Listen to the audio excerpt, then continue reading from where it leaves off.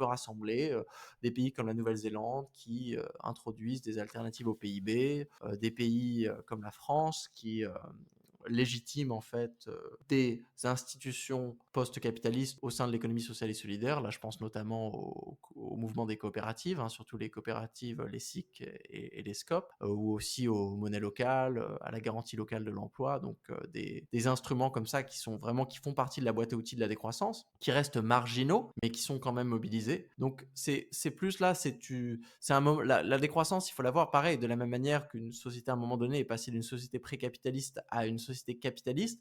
C'est pas un moment où on a mis l'économie au garage et on l'a complètement changé. C'est un moment en fait où des comportements qui étaient jusque-là minoritaires, donc des comportements par exemple capitalistes, donc certaines institutions et comportements qui visaient l'accumulation du gain de manière infinie. Donc à l'époque, c'était peut-être des marchands d'esclaves, des marchands, des entrepreneurs, des capitaines d'industrie.